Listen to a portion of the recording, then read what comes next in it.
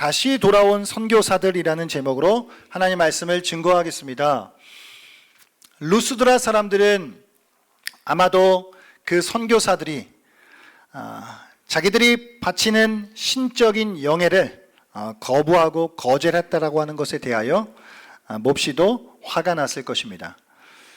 마치 자기들이 얼간이가 된 것 같은 그런 생각에 분노를 느꼈겠죠. 얼마 전까지만 해도 신으로서 떠받들던 그 바울과 바나바, 그들은 이제 폭력적인 공격의 주요 타켓이 되었습니다. 그렇게 루스드라 백성들은 돌멩이를 들어 사람을 거의 죽을 지경까지 만들어 놓았죠. 그러고는 짐승 시체를 다루듯 성 밖으로 내던져 버렸습니다.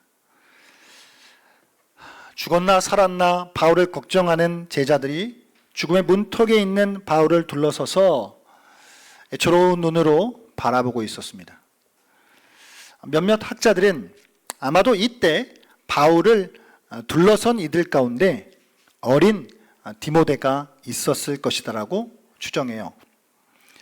만일 그게 사실이라면 바울이 복음을 위해 죽을 뻔했고 다시 일어나 자기를 죽이려 했던 그 성으로 들어가는 그 모습을 본 어린 디모데, 그에게는 꽤나 잊지 못할 경험이었을 것입니다. 도대체 복음이 무엇이기에, 도대체 거기에 뭐가 있길래 한 사람을 저렇게 움직이고 있는 것인가, 그런 생각을 했겠죠. 그리고 훗날 그 디모데는 복음을 위하여 그렇게 수고하는 신실한 일꾼이 되는 것이었습니다.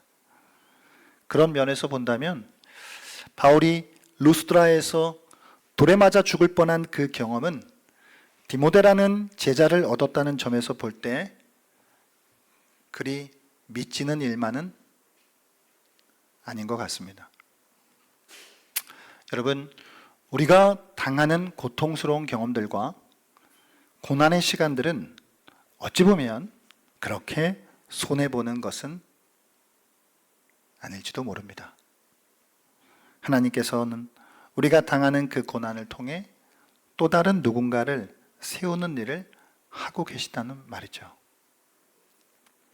지금 우리는 잘 알아차리지 못해도 하나님은 그분의 일을 지금도 이루어가고 계시는 줄 믿습니다.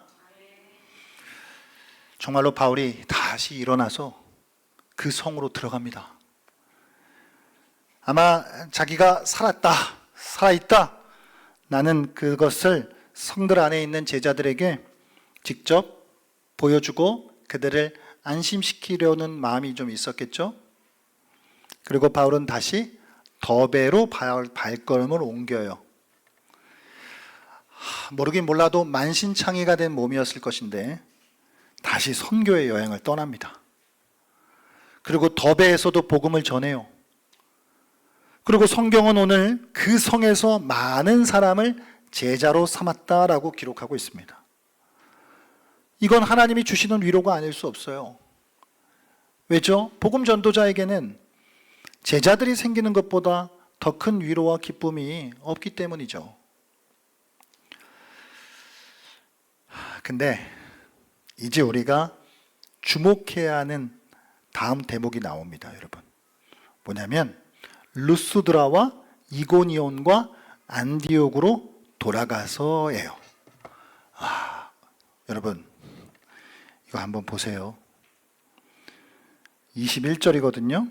루스드라와 이고니온과 안디옥으로 어떻게 했다고요? 돌아갔다고요. 아니, 어디를 돌아갔다고요? 루스드라, 이고니온, 안디옥. 야, 여기는 전부 다 선교사들이 박해를 당하고 죽을 뻔했고 쫓겨났던 곳이었어요. 그런데 거길 다시 들어갔다고요. 어안이 벙벙합니다. 이건 뭐라고 해야지? 이건 일종의 무모함 아닌가? 라는 생각이 들 정도예요. 하지만 이건 그냥 무모함이 아니라 복음에 사로잡힌 자의 거룩한 무모함이었습니다. 인간적 혈기가 아니라 하나님이 주시는 거룩한 용기였습니다. 할렐루야.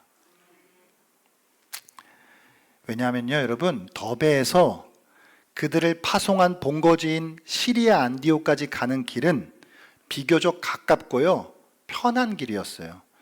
동쪽으로 쭉 가면 되거든요. 깜짝이야. 제가요? 아, 예.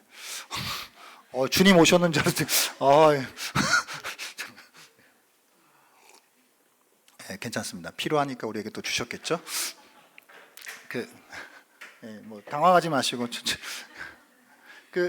더베로 가는 길은 가는 길목에 다소가 있기 때문에 바울 입장에서는 오랜만에 고향도 들리고 훨씬 감정적으로나 길이도 짧고 길도 편해요.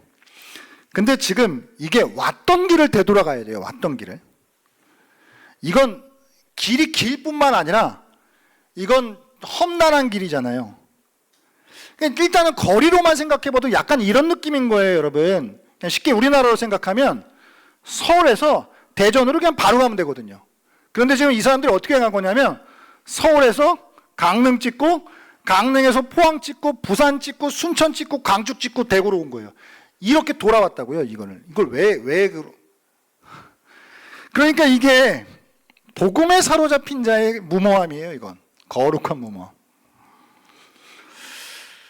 이걸 묵상하는데 사도들에게 있어서 이 선교의 여행이라고 하는 것은 단순한 의무가 아니었구나.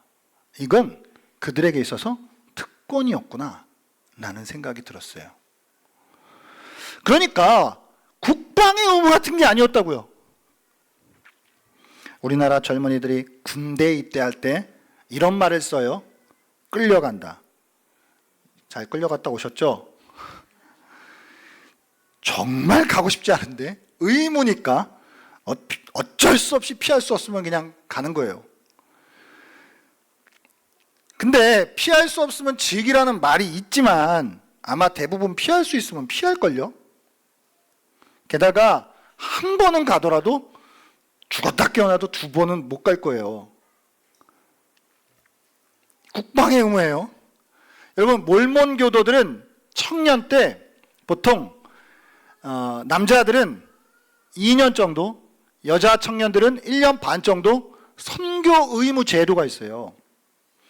그래갖고 막 2명씩 한 쌍으로 다니면서 양복 입고 다니면서 영어 가르쳐 줄게요 하는 애들 있죠. 걔네가 몰몬 교도 애들이거든요. 그거는 해야 해요. 선교 의무 제도예요, 거의. 안 하면 거의 약간 좀 이렇게 나고자 뭐 이런 느낌. 그러니까 좋으나 싫으나 해야만 하는 일이에요. 하지만 오늘 성경에 보니까 사도들에는 이 선교가 국방의 의무나 선교 제도 같은 의무 제도 같은 게 아니었구나. 단순한 의무가 아니었구나. 물론 복음의 빚진 자의 마음으로 행하는 거룩한 의무인 측면이 있었겠죠. 하지만 그보다 더 큰 것은 사도들에게 있어서 선교는 특권이었구나. 특권. 여러분 잘 생각해 보세요. 이게 만약에 의무이기만 했다라고 하면 2번 못 간다니까요. 군대 2번 못 가요. 왔던 길로 다시 못 간다니까요. 그토록 위험스럽고 고단한 길을 다시 돌아갔다는 얘기는 그들이 선교를 특권으로 생각했다라고 하는 거죠. 뭐가 특권이에요? 무슨 특권이에요?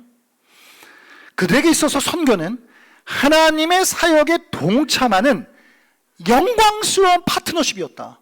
할렐루야.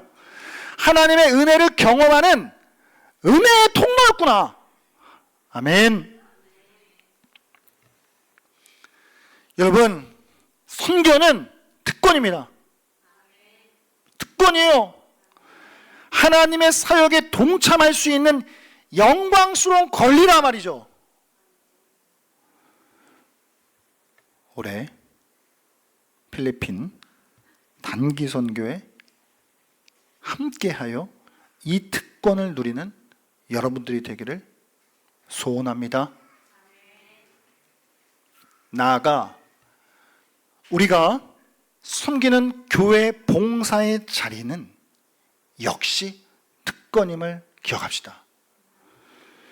그 자리가 마지못해 감당하는 부담이나 짐이 아니라 하나님의 은혜를 경험하게 되는, 하나님의 사역에 동참하게 되는 축복의 자리임을 아는 성도들이 되시기를 축복합니다. 싫으신가요? 축복합니다. 네.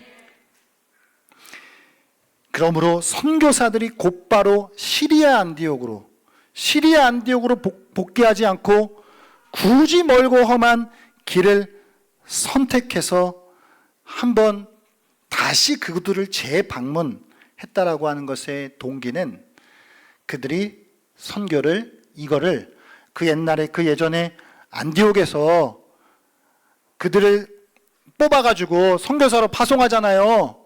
그러니까 이런 이야기예요.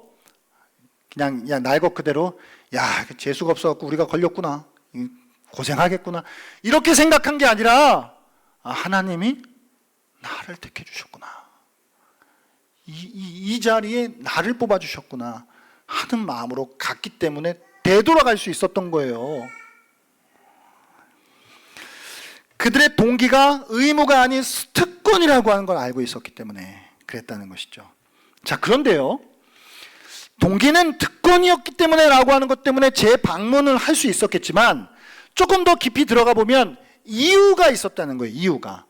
그 돌아왔던 길을 되돌아가야 했던 이유가, 구체적인 이유가 있었다는 거예요.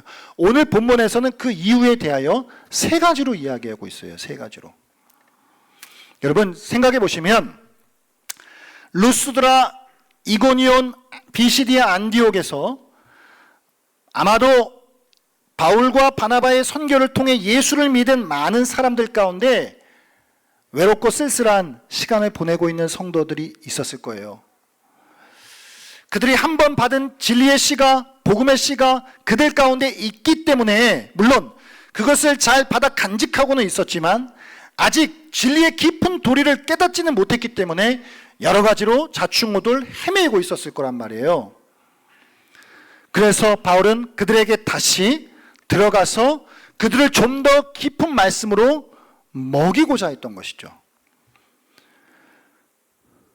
그러니까 첫 번째 이유는 선교지 성도들의 마음을 굳게 하여 그들의 믿음 안에 머물게 하기 위해서였습니다.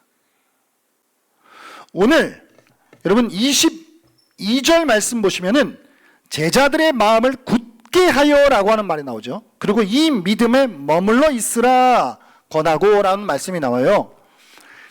여기서 굳게 하다라고 하는 이 원어는 에피스테리조라고 하는 단어인데, 지지하다, 기대다, 강하게 하다라고 하는 스테리조라고 하는 이 단어 앞에 접두어 에피, 강조하는 접두어가 붙어 있는 거예요. 그러니까 이것은 어떤 건물이 무너지지 않도록 하기 위하여 강한 지지대를 세워놓는 것을 연상하게 하는 단어거든요. 바울은 핍박으로 인하여 흔들리는 성도들의 내면에 영적인 버팀목을 세우고자 했던 거예요.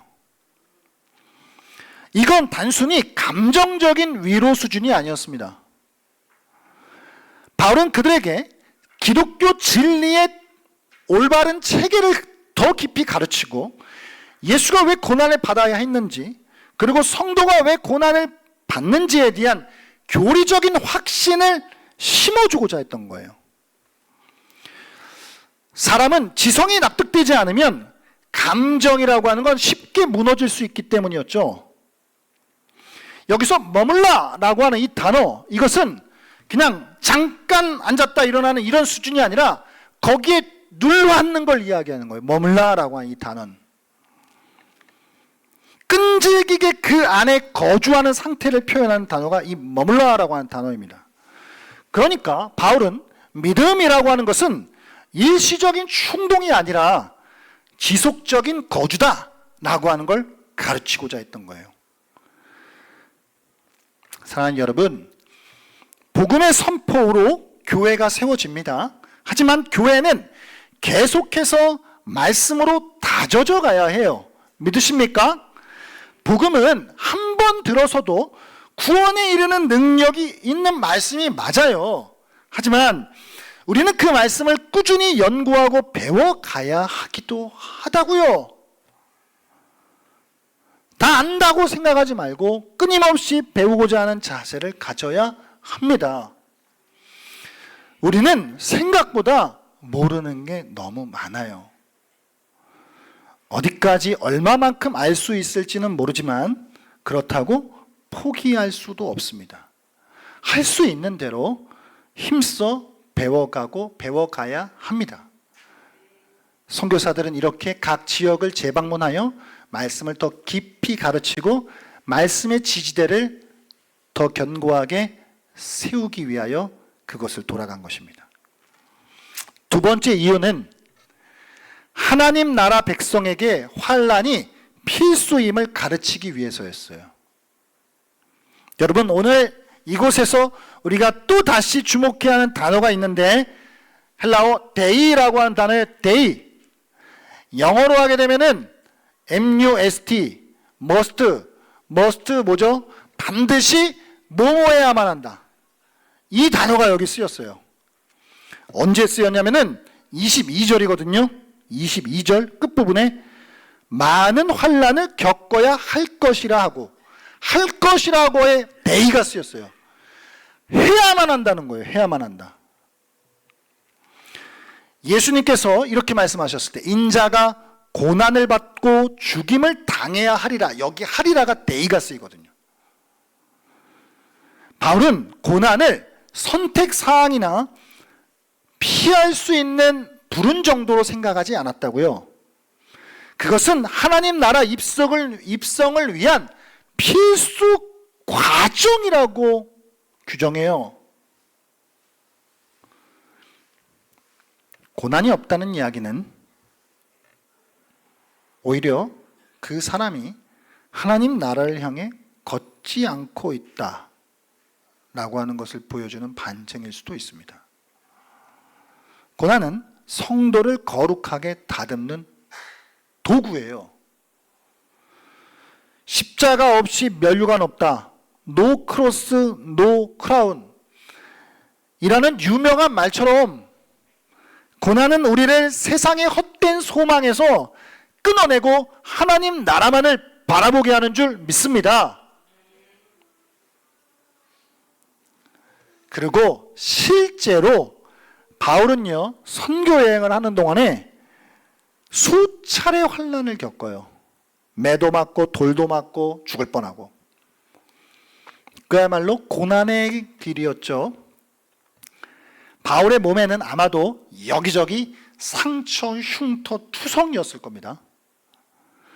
갈라디아서에서 나중에 보게 되면 바울이 이런 말을 해요. 마지막 부분에 이후로는 누구든지 나를 괴롭게 하지 말라.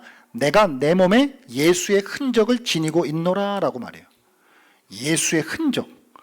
이건 여러 가지 의미가 담겨 있을 수 있지만 한편으로는 그의 몸에 있는 상처와 흉터도 포함하고 있을 거예요. 이건 영광의 상처였죠. 복음을 위해 그토록 헌신한 것에 대한 거룩한 열매였습니다. 바울은 하나님 나라 백성들에게는 이렇게 환난이 필수 과정임을 알았어요. 세상은 언제나 복음을 대적하고 핍박한다는 걸 알고 있었다고요. 그래서 바울은 루스드라, 이고니온, 안디옥으로 돌아가서 그와 동일하게 외로운 길을 걷고 있는 성도들에게 이 말을 해주고 싶었던 거예요. 하나님 나라 백성들에게 환난이 필수라고. 근데 사실 말해주고 싶은 걸 넘어서서 보여주고 싶었던 거예요. 왜죠? 나를 보라고.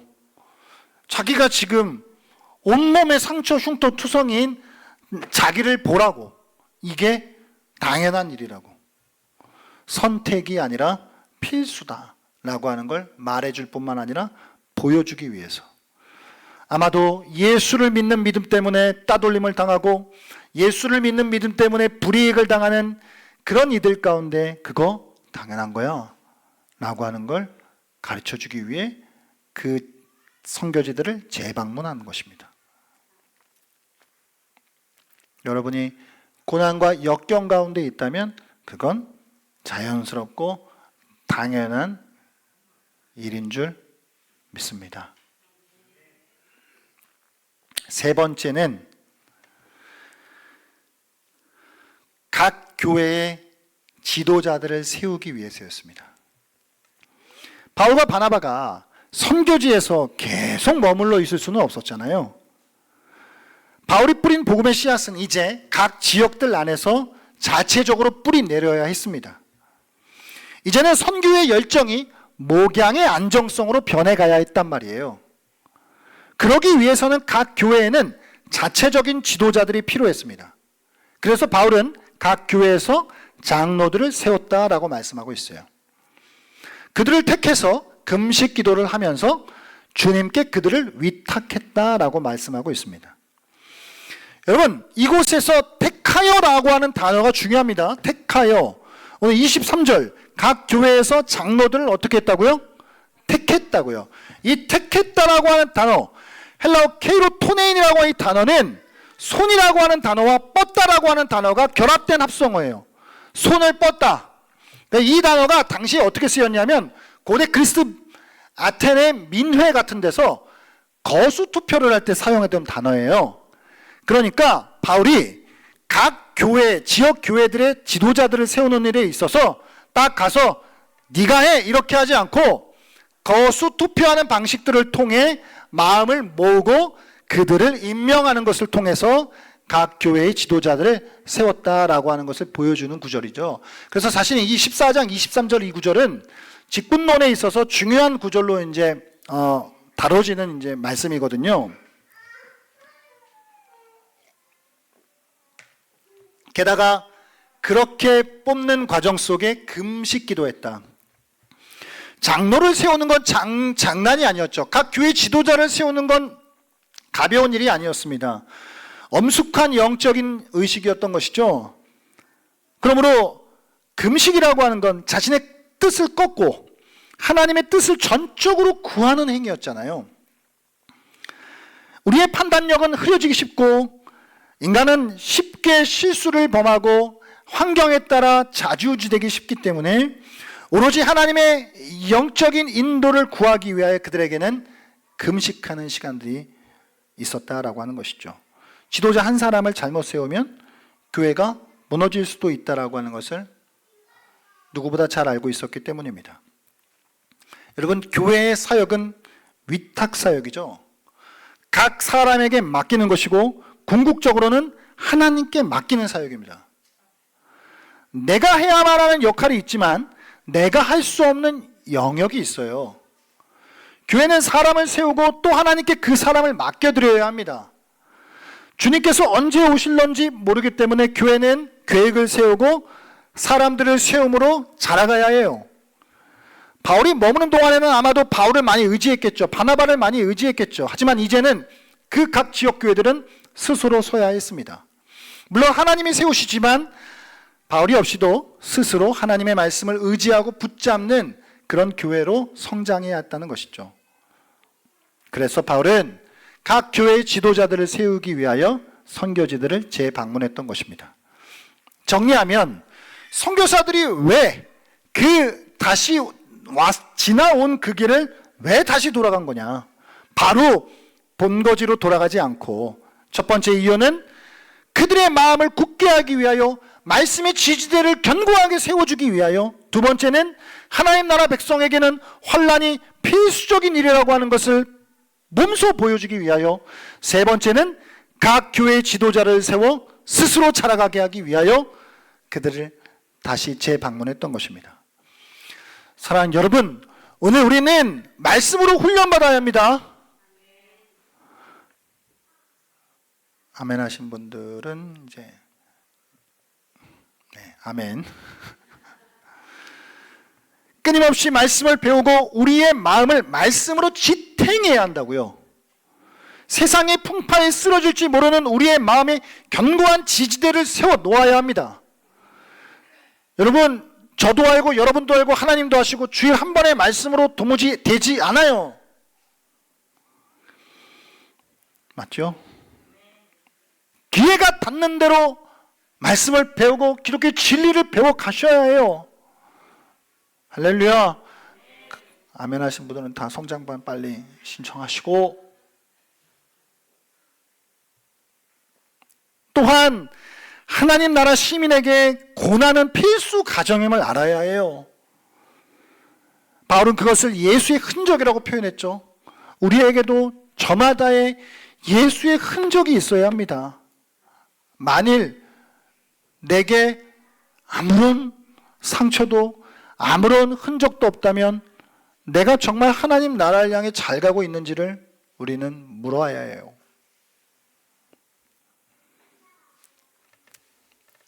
또한 우리는 우리의 어린 자녀들이나 교회 안에서의 영적 아이들을 위해, 영적 자녀들을 위해 우리가 할 수 있는 최선을 다해야 해요.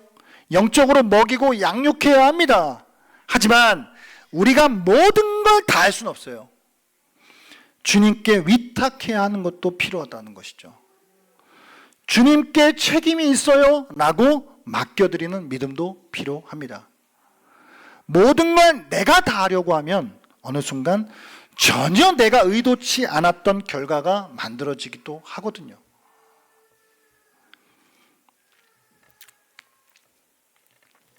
이제 선교의 여행 모든 일정 여정을 마친 선교사들은 그들을 파송했던 시리아 안디옥으로 복귀합니다.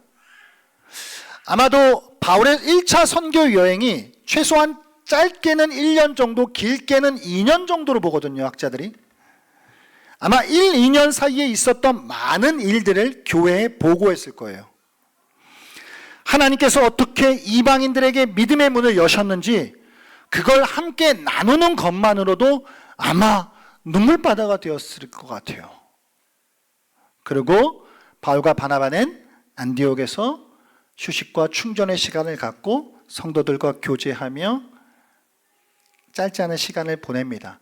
그리고 이제 그 유명한 예루살렘 공의회가 이제 곧 15장에서 이루어지게 되는 것이죠. 그런데 오늘 마지막으로 우리가 주목해야 하는 한 단어가 있어요. 우리 27절 말씀 한번 읽겠습니다. 어느 단어인지 한번 맞춰보세요. 27절입니다. 시작.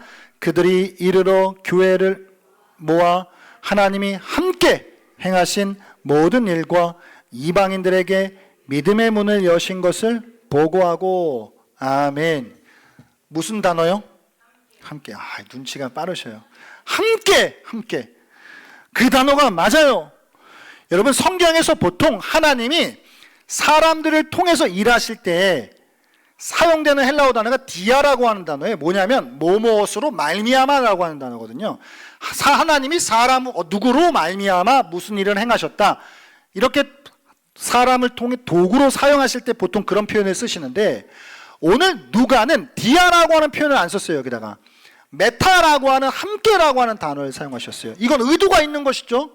그러니까 하나님이 우리를 통해서 일을 하시는데 단지 그냥 도구 정도의 수준이 아니라 우리를 하나님 나라의 거룩한 동역자로, 우리를 하나님 나라의 파트너로서 우리와 함께 일하신다라고 하는 것을 보여주기 위하여 오늘 누가는 메타라고 하는 단어를 쓴다고요.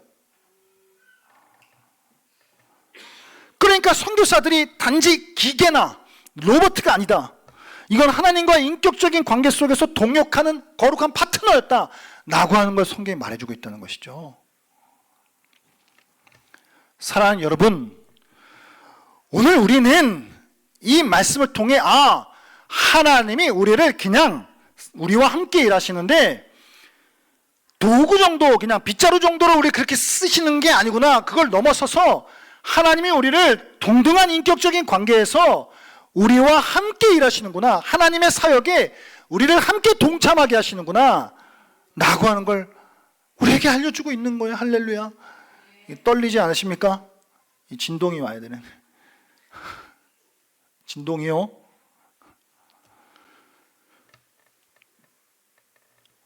여러분, 오늘 우리는 이 자리에 예배드리시고 계시는 이것이 의무가 아니라 특권으로 나와 있다는 걸 아셔야 돼요. 거룩하신 삼위일체 하나님을 예배하는 것이 성도의 의무이기도 하지만 그보다 앞서서 이건 하나님의 백성들에게 주신 무엇과도 바꿀 수 없는 거룩한 특권이에요. 우리가 이 특권을 누리고 있다는 사실을 잊지 않으셔야 돼요. 하나님 나라의 백성이 되는 길에 환난과 고난이 있다 할지라도 우리를 성도로 불러주신 그 은혜에 감격하며 나아가기 바랍니다. 무엇과도 바꿀 수 없는 거룩한 정체성을 주신 하나님께 감사하며 나아가기를 소망합니다. 이 세상이 날 모른다 하여도 나는 하나님 안에서 유명한 자다. 근심하고 기뻐하지만 그리고 가난하나 다른 일을 부욕해 하는 자다. 하나님 안에서 모든 것을 가진 자라고 하는 사실을 기억하며 살아갑시다. 여러분, 특권이라고 의무를 넘어서서 특권이라고 아는 사람들, 하나님이 우리를 그냥 싫은데 그냥 우거지로 그냥 끌어다가 쓰시는 정도가 아니라 하나님 나라의 거룩한 파트너로 우리를 함께 일하시는 거. 이거 의무 아니구나. 이거 정말 특권이구나. 나 같은 자를 예배에 불러주셨다. 교회 봉사에 나를 사용하신다. 내가 복음을 위하여서 수고하게 하신다. 이거 의무 아니구나. 이거 특권이구나. 여러분, 이걸 특권으로 아는 사람들이 서울에서 대전 바로 안 가고 돌아서 갈 수 있는 거예요. 그 사람들만. 이게 쉽지 않고 험난하고 고생 직사게 하는 길임을 예상하더라도 그거를 갈 수 있는 사람들은, 이게 특권임을 아는 사람들은 갈 수 있는 거예요. 의무라고 생각하는 사람은 그거 못 가요. 가긴 가겠죠. 대전 제일 빠른 길로 가겠죠. 오늘 이 말씀을 통해 하나님 정말 우리 예배자로 불러주신 거, 우리를 몸된 교회를 위해 섬길 수 있는 자리에 세워주신 거, 복음을 위해 수고할 수 있게 하신 거, 이 모든 거 하나님 어쩔 수 없이 그냥 해야 하는 의무가 아니었군요. 이건 우리에게 주시는 무엇과도 바꿀 수 없는 특권이었네요 라고 하는 것을 정말 그것을 알아 돌아가는 길이든 험난한 길이든 그 길을 마다하지 않고 가실 수 있는 저와 여러분 되실 수 있기를 주의 이름으로 축복합니다.